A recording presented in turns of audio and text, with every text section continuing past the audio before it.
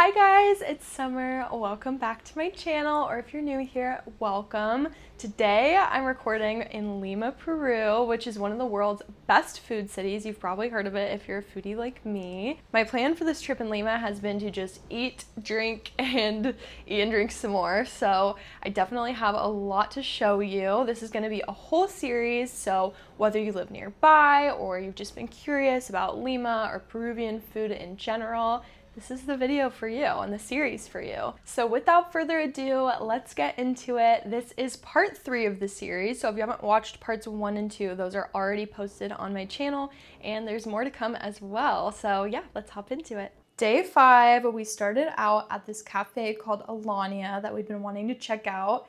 And we had been walking by the few days before and we had just noticed like a lot of people. It seemed like there was like a lot of locals who were coming back as regulars and everything. So we figured that had to mean that it was a good spot, and we figured correctly because it was delicious. I started off here with this like egg sandwich. It was a croissant egg sandwich with a like truffle crema and I think chives.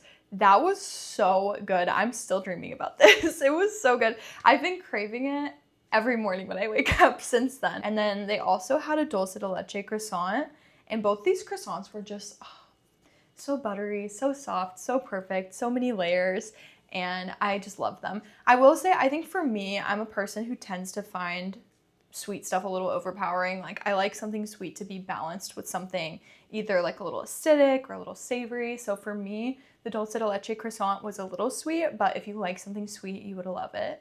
That was honestly still really good. I just couldn't finish it on my own. I had to share it with everybody. I also think that I had gotten like a sweet latte here, so maybe if I had something that wasn't sweet, it would have, interacted a little better and I wouldn't have felt like it was so sweet. But yeah, everything I got there, I would still get again, especially that egg sandwich. After that, we just needed to walk. We were feeling so bloated, so we walked around a little bit, walked to the beach, and that was so lovely. And then we were off to one of our most exciting lunches of this entire trip, one of our most exciting meals, period, for this entire trip, which is Astrid y Gastón.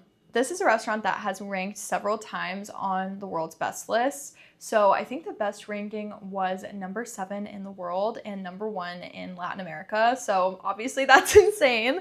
And we definitely had high expectations. And I have to say, like, even those expectations that we had were blown out of the water by this place. It was absolutely incredible. Literally everything we got was so good. And even just like the atmosphere in there was so beautiful, and just like, I don't know, there were so many different rooms. I'll definitely like overlay some shots of the location, but there were so many different rooms. We just like wandered around here forever.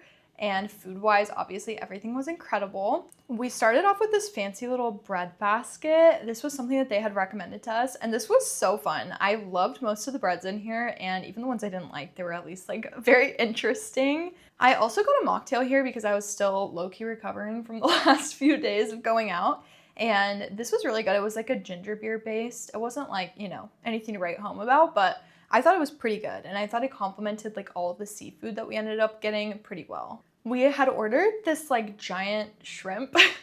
Something that I'm finding doing this video is I should have taken photos of all of the different menus, because it's kind of hard to find, especially for places with rotating menus, it's kind of hard to find copies of the menus online. So you'll have to bear with me when I describe these things. It's like these really nice fine dining dishes, and I'm like, I don't know, some kind of giant shrimp, but that's all I remember. It was just a jumbo shrimp, and it was so good. It was so like tender and fresh and well seasoned. It literally just came right out of the shell. It was so delicious.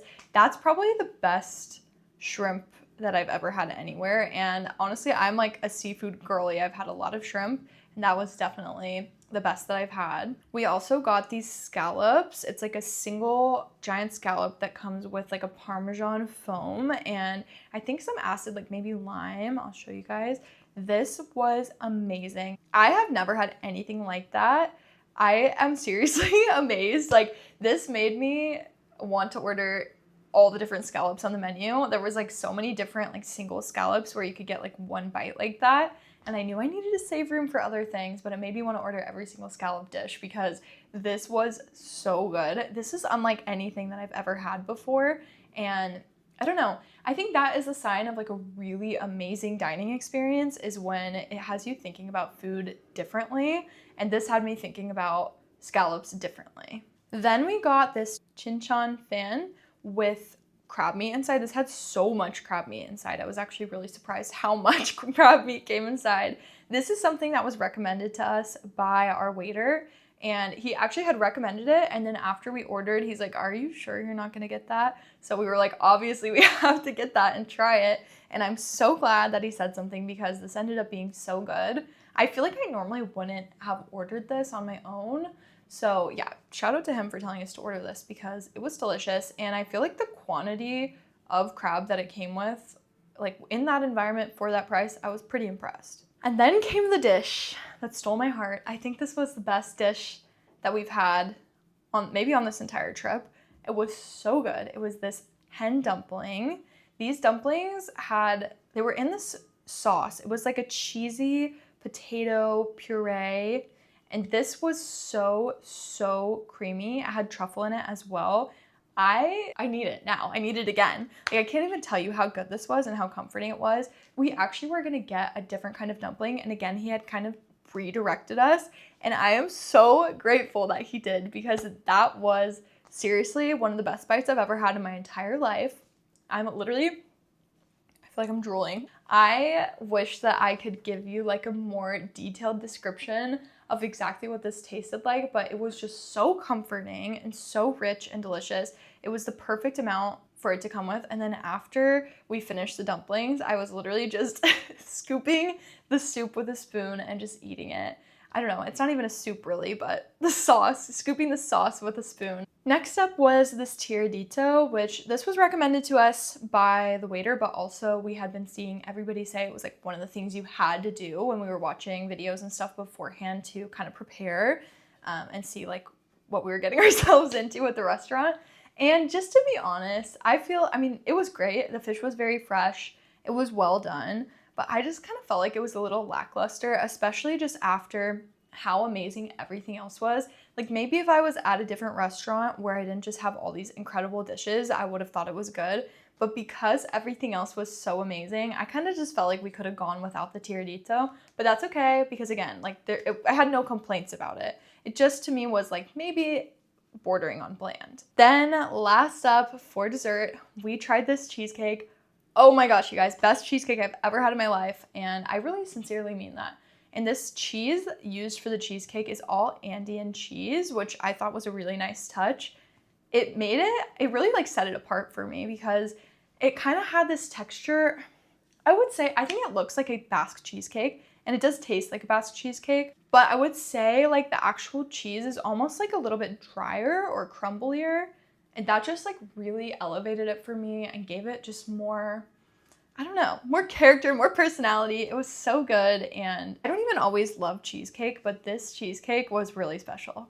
Next up, after Astrid and Gastón, we headed over to the Larco Museum. This is a place you cannot miss if you're visiting Lima. As you can see, there were flowers and cacti everywhere. It was so beautiful. And then also something really interesting about the Larco Museum is that instead of having their archives like hidden away, they keep them on display to the public, which I think is really cool. They have a very impressive gold and silver collection from ancient Peru, and some of the stuff that they had there, it was just really interesting. Like, I actually wish that we had a lot more time here than we did because I could have stood and like read every single sign next to every single artifact in the whole place. I probably could have spent an entire day here. The other side of the museum is like a famous archaeological erotic collection, which I thought was so cool. I haven't really seen anything like this, and especially like while we were at other museums and just walking around, like we walked around a lot of like art galleries in Barranco and stuff before this, and we didn't really see much that was kind of like erotic like this. So it was really cool to see this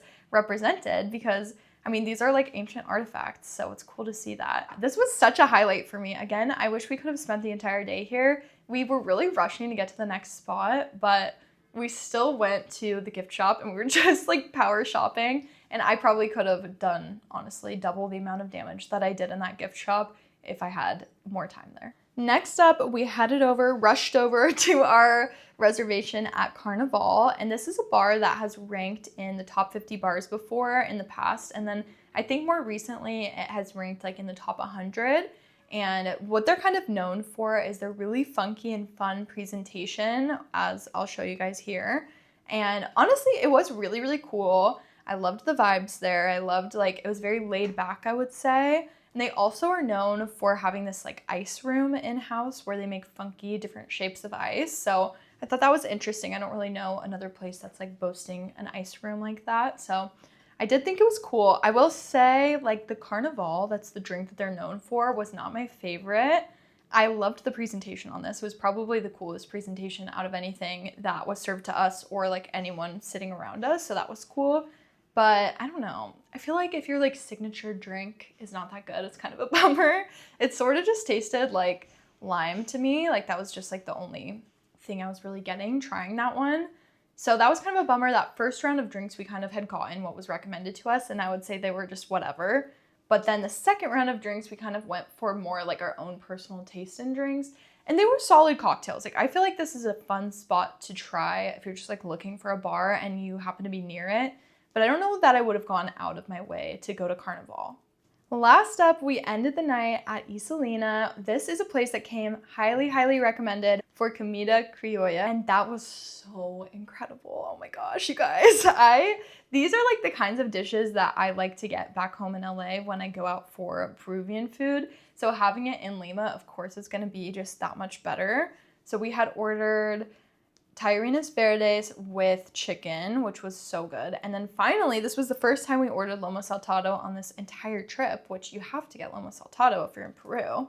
And we also got these giant pisco cocktails. These were pretty good. I wouldn't say it's like a place that you're going to for the bar, but I thought these were good and they were ginormous and they definitely did what they were supposed to do. So I definitely enjoyed that, but I would say the food is the real highlight here.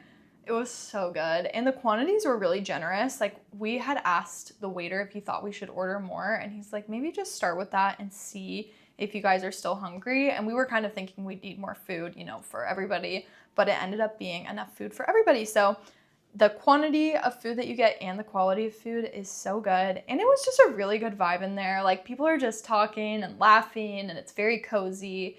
I definitely would come back to this place anytime I was in Lima, and I would tell anyone to go here. Day 6, we went to breakfast at Gastón Oilia. This is a spot, again, that we had found on social media, so, you know, it can always go either way, but this ended up working out very well for us. It was a really good vibe in there. It was so cute. There's like a nice garden in the back, which is where we ended up sitting, and honestly, this was so relaxing. There's like birds chirping, and you can't really hear the street noises, and obviously it just feels so like clean and nice to sit in a garden. The coffee was really good. I got a caramel hot latte, and it came with this little caramel candy, like a little belt that was pretty soft, and once I put it into my drink, it melted, but even beforehand, I was kind of like chewing on it, and it was nice and chewy and so good and not like overly sweet.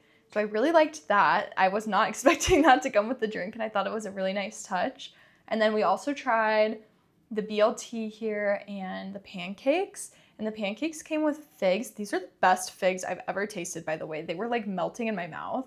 And blueberries, all of the produce the whole time that we've been here has honestly been really good and just like so much better than the produce back in the States, in my opinion.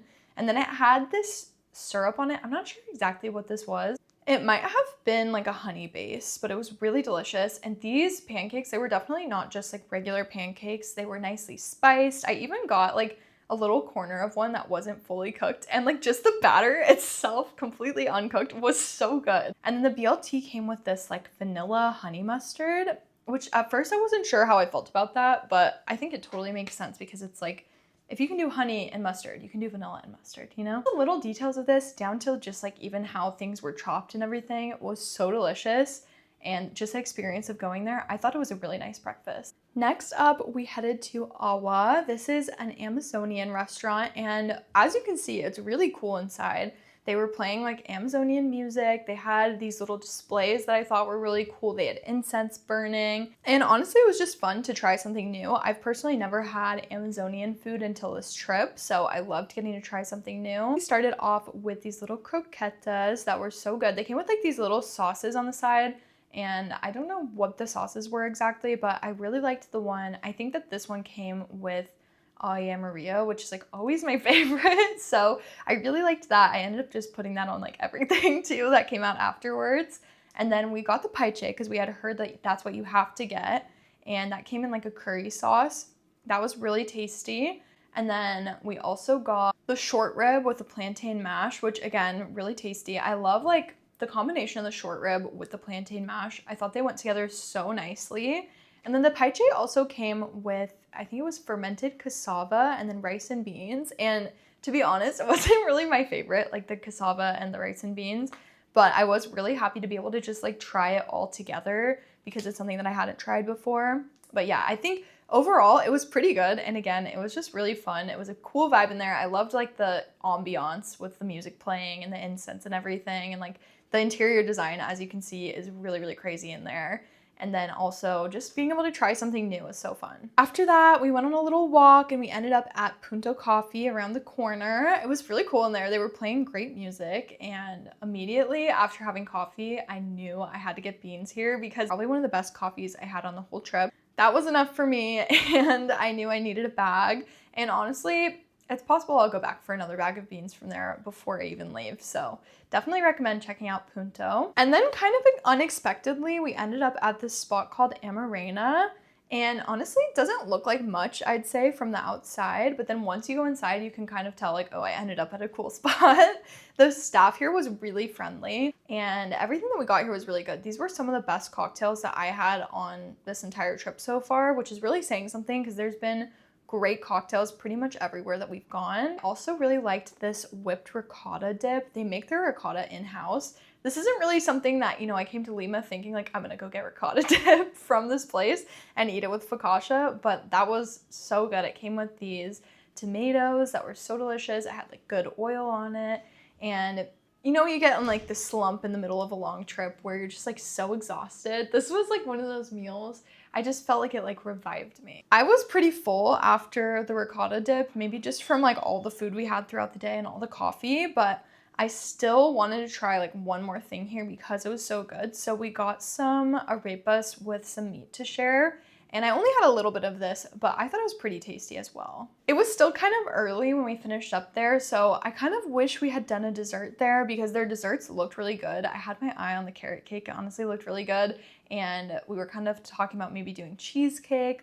And then we were thinking like, it's so early, maybe we need to go for a little walk. So next we walked over to Mercado 28, and this is a spot that, I don't know, I feel like it's a mix of tourists and locals, but I did notice that more local people were just doing like a drink there compared to a lot of tourists were getting like more meals there, which I think kind of makes sense just because it's a place where you can try like a lot of things. But to me, like the food we tried here, I thought it was good, but I don't think anything was like standing out as great compared to other spots that we tried. First, they brought over a welcome shot, which I thought was really sweet, and honestly, it was delicious. It was really good. I don't have any idea what was in this, but it was really good. And then we got maracuya juices all around. We also did ají de gallina here, which I thought, personally, that's like one of my favorite Peruvian dishes. I didn't think this was the best. I thought it was a little bland, but I did think it was good. Like, I don't think it was bad by any means, but I just think like if we're splitting hairs here and comparing it to some other better spots,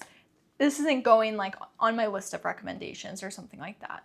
And then we also got some ceviche here. When you're in Peru, you have to get ceviche, and the ceviche was good, I will say. I'm not like the biggest ceviche connoisseur, so I don't want to speak on where to get the best ceviche.